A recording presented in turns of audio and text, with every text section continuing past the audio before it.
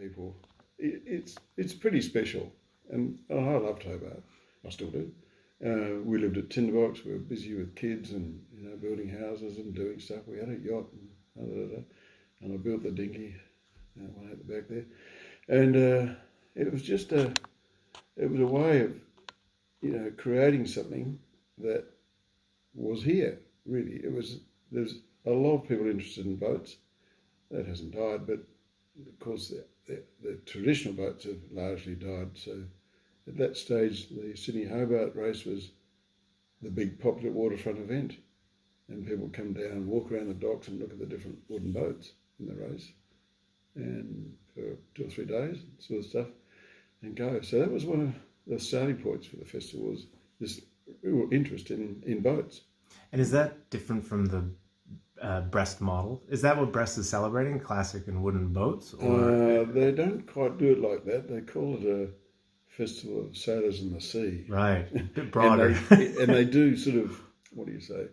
They change that often, so it's not just a fixed thing like we call as wood boat festivals. No, it's a bit more wider sort of market. Yeah.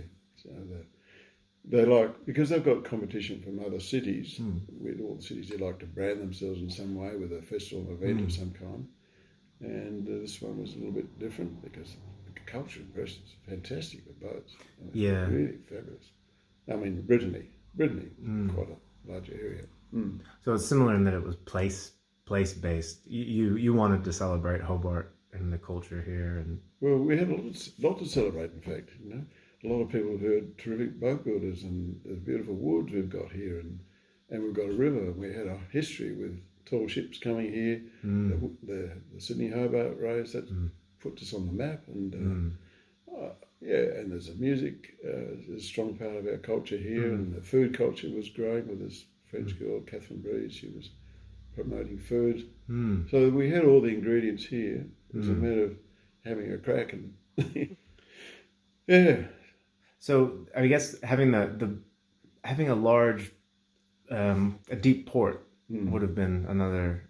It's just a natural place. Hobart's a natural place to be able to fit so many boats into such a contained area, and in a city where it's also compact and people can get down to the waterfront very easily. The place, our waterfront there was not so good for smaller boats, which is more my interest. But so we built ramps down into floating docks and pontoons and stuff in Constitution docks. So actually created, and have done ever since. Ian's been very good at that. Created a whole scene down in the docks there with model boats sailing from the sides of it. So the first festival, 1994, that was the first one, right? 1994. How many boats did you get? Nearly 200 entries. And then over the next 2 or 3 festivals, you basically reached the capacity of the waterfront. Yeah, the next festival was about the same, but we had shocking weather the second time. Okay, yeah. And the third time. But yeah, there was our sort of, in fact, it dropped a little bit in 98 just because the weather was bloody awful. Oh, the actual boat registration dropped about 10% or something. But the interest was still there. And we were able to change it to a summer program rather than the November program, which the government were giving us a little bit of money and wanting us to do it in the shoulder season, not just before summer. It unfortunately just didn't work. You can't have nice weather in November. We just didn't. It's a boat festival. You need good weather. You need good weather. Yeah. So we were able to do that, and thanks to Jim Bacon, he was really good. Yes. The premier at the time. Yeah. He saw me give a speech, I think, at 98, and we were all in raincoats and stuff. He said, "This isn't working." He said, "I think you need a bit of help." Right. And so we had a meeting. He had his advisors there, and he said, "What can we do?" So it was really good. He was very open and very, open about helping. I think the government support of this festival is very interesting because you stumbled on almost the core spirit, as far as I can see, of Hobart, in a way with this festival. As you were saying, it brings together all these elements of what makes Hobart great, but at its core is really the waterfront and maritime heritage, the sea. So it's sort of a no-brainer for the government to be interested. It was for me, you know, and for a lot of people, and that was a nice surprise how many people felt the same. It was just a fantastic, response to it. So who did you create the festival for? Was it core for the boat owner? Of course I knew a few people. We knew a few people, but you wanted to see. What I had in my mind, of course, was Brest and what was going on. It was much bigger. And no way we could have done that in the first go. Would have liked to, but no money, just a head full of ideas. So, but basically, we did have a really good response, and then it was just a slog, to do it every 2 years to make it different, to grow it and try and inject the interest locally and get other people here from interstate. That happened very well. Even from the first festival. Really? From overseas was a struggle. We did all sorts of things to try and attract them, and the usual answer was, where? Yes. Oh, that's a long way. It was a sort of standard answer. But then in 2000, I think it was, I went over there again. To Brest. And I was going pretty frequently, I can tell you. And my idea this time was to go with some cash and see if I can get a good journalist to come out and cover the festival here with a view to having it written up in international magazines. I thought that's going to help them get, we're going to get to the people that way. Well, that was a funny story for me because I knew the girl I was trying to get. I found her in Brest at the festival there. Is this by luck? No. Oh, you knew she was coming. Yes. I might have been in touch. I can't remember. Jenny Bennett. Yeah. And so she was also working for this magazine called Chase Marie. Oh, I've got some here I can show you. Yeah, we now. I guess this was the first article you're talking about that we. The Chase Marie. Yeah, and they did another magazine in English after a while. Oh, okay. Yeah, so I said to Jenny, look, how'd you like to come out to Australia? And she was English. How'd you like to come to Australia and cover the festival? Oh my gosh, that's a long way. And I said, look, I can help. I can give you half the airfare. That's all I've got. And what about we see if your magazine will help? Oh, yes. She said, okay. I'll speak to Bernard. And I said, okay, I can see him over there. Well, so we went across and she spoke to Bernard and he turned to me and said, oh, yes, good idea, Andy. Good idea. we knew each other. so straight away, yeah, great. Right. So suddenly it was on. Wow. Just like that. I gave her $1,000, something like that. Yeah. She came. We got onto the Endeavour, which was coming around Australia again from Melbourne to Tasmania. She sailed on that. She had a great experience. Came here. She went, came with a boat, and the festival wasn't going, but she loved it. Wrote really good stories in all these magazines, and that turned the corner for us to get international people and grow the festival. So that was 2001. So wow. we got about 320 boats entered for that time, rather than the other ones into the summer period. It suddenly went bananas. So that was the big turning point. Yeah. It's a good thing she came out to the summer one. Yeah. Would have been impressed with the other. Dismal rain November. It was a very exciting process growing like that. Getting to know more and more people overseas. They'd help spread the word for you overseas, and so it just went on and on and on. Finally, I found myself going to places and, Wooden Boat Festival, yeah, that's great, isn't it? Yeah. Have you been? No, but we're going to go, all this sort of stuff. And it was, you could sense the spreading. Yeah. There's got a life about it, which is pretty, Brest is a pretty lively event, but it's too, I can't say too big, but it's a big event. Right. Huge.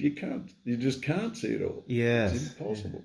It's overwhelming almost. Yeah, and they did do it for 6 days at one time. I think that was a bit too big. Yeah. I think they've dropped it back a little bit, but it's a great event, And then, of course, the boat moved to Tuanane there's a day sail, and everyone sails about 50 kilometres down the coast to Duanay and go in there. And that's every second year, isn't it, Duanay? Duanay is every second year. And every second time it coincides with Brest. Yeah. So have you been to Duanay during one of those coinciding? Oh, yeah. Quite a few times, and sailed there twice. And right. It was fantastic. Duanay. And that's just wooden boats? It's more the wooden boat culture. There's a bit more sailing there. Brest they've got these basins. There's basins there, and they're a bit like our harbours, but bigger. Our little, like Constitution Dock. Yeah. Like those sort of docks, but they're not closed in. They're sort of more open, U-shaped docks, and big boats can go in there. Mm. So it was a bit like that. And not the small boats. They again had to build rafts of raft and gangways between the rafts and the small boats in. But I noticed in recent times they've gone away from the smaller boat, and they've gone more to the bigger, tall ships and bigger boats like that. Your impetus for starting the festival was based in the place. Hobart is the place, but you also have lots of design background. So early on, did you create? Were you a participant with the festival as well as the organizer? What kind of stuff? Boats I could handle. Yeah, you did. A yacht in there, Tunis, she was there, and my dinghy. Yeah, no, and the only problem was in those first events we didn't have Kings Pier Marina. Oh, really? Yeah. Oh, where'd you put everything? Outside there. Not everything. Quite a few boats were out there, probably 30, perhaps even 40 different boats, with so much rope, tying them all together all over the place. So much that no one would bother to go sailing because they'd lose their spot. Yeah. And it's so hard to get in and out with all this. So we were... Everyone. Yeah. So what's your perception of how it's changed? Well, it did change, of course, when sorry, I'll just turn that off. So, can I get back to you, Ting? Yeah, sure. Do you happen to know the name of the guy that... I guess the biggest change was the time they first, I think it must have been about 2011, I think it was, when they decided, when government came in, they didn't have any boundaries. That was 2011, yeah. And boundaries were tough, but on the other hand, the positive side of that was we were in control of our future a bit more, I think. Anyway, yes, and people were there, and I remember chatting to some younger people. Like, oh, you enjoying this sort of thing? And I remember this young guy standing with this girl. Oh, yeah, this is great. I said, where are you from? Oh, down Huon. Oh, okay. Yeah, we came up for the day. Okay, are you interested in boats? Oh, not so much, but it's really good, this sort of thing. And it's free, because we had to do it time after time after time. Yeah. The boat owners, in many ways, were driving the festival because they knew the ropes, they knew what to do, this sort of stuff, and basically that was it. That was how it was always going to be done. And they kept doing it, so it was really good. But behind the scenes, it's not always easy. No, it never is. Pressure from all sorts of different places. Yes. But and there were plenty of opportunities where we could have just been another party on the waterfront, but I didn't want that. I didn't want it, and I thought we could be different by being ourselves and not succumbing to the mediocrity pressure. And that culture is it's almost forgotten in a way, but not by some people. Some people know it, but you usually find them in Europe. I don't know if I found them in America. I did go there for a while, but I didn't find that sort of real basic understanding. How would you sum that up? Vikings. I've got beautiful books on these Vikings in my work in my office there, and they can you imagine these guys? They didn't have plans. They built the boats out of their heads, right?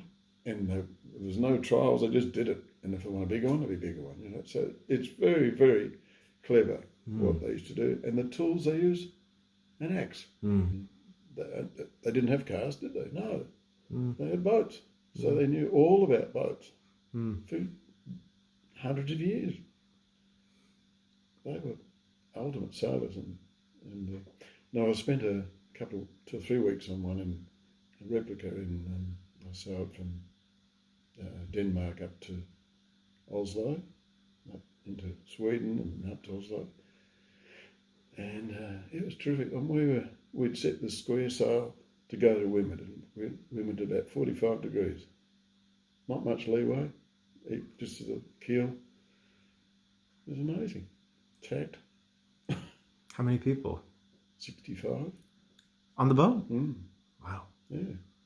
What were the sleeping quarters like? I never found one actually. Where we were, we slept on oars. Wow. A few oars back together, and Wow. yeah, it was a rough 2 weeks, put that way. Yeah. They use sails as well, the Vikings. Sails were wool. Woolen sails. Yeah. Right. And rowed. There were 60 oars, an oar a person, and you'd sit on a bench about that wide, 4.5 inches wide, about 80 centimetres to the next one. Mm. And if you didn't row in time, well, yeah, we got an oar in the back up there. But you know, they to me represent true and real, well-established boat-building methods. And we were sailing this one at night to the north. On the bow was the North Star. On the stern was the moon rising, and it was, you know, a long day, short night type situation. And the boat builder, head boat builder, Soren, who's steady next to me, and they were watching the bow and stern posts moving against, the boat was twisting as it was going through the water. And that was of special interest to them, of course, being the boat builders in charge. And they were impressed at how much it twisted, but how little water was actually coming into the boat. And where we were actually stationed, near the mast, you could put your finger near a join and you could feel the bits of wood moving against one another like that. You did Denmark to Oslo. Yeah. Oh, that's still a good trip. It was great. Yeah. Really good. Probably a common Viking trail as well. Probably. It's pretty funny because we were there in this boat, which was a replica, but one built in 1025. Yeah. Right. And a cruise ship went past, all these people looking over the side of them. Thinking it was like a time-traveling cruise ship. Oh, God, you know. Look, you can just imagine what they were saying. Yeah, that's great. And so they pulled up. How did they do that reconstruction? They found a. Well, nearby Roskilde in Denmark, Yep. they found wreckage in the 50s, 1950 odd, and they, you know, after investigation, actually, it turned out to be 5 boats, and had been a barrage by sinking boats that tried to stop an invasion from somewhere else, and that was what they did. So these were, by then, these boats were, you know, 15, 20 years old. They sank them to stop invaders coming in. And now there's a beautiful museum near Roskilde, right at Roskilde on the water, with these replicas in there, and the original timbers from these old boats. So you've seen about 20 years of the Wooden Boat Festival. What do you think? 25. What do you think? What would the ideal? What do you predict it looks like in 20 years? Yeah, Paul. What do I look like in 20 years? I think I know that. Well, it's certainly held people's interest for you know, a good time. And I must admit, I never thought at the beginning how long this might go for. I had no idea. I can't remember ever thinking, oh, it's only got such and such a life. But it has maintained a lot of momentum. The only interruption we've had so far is this blooming virus at the moment. So that's the only thing to get around. But no, I think it can go more and more if we can get people involved in making stuff. Yeah, I agree. Yeah.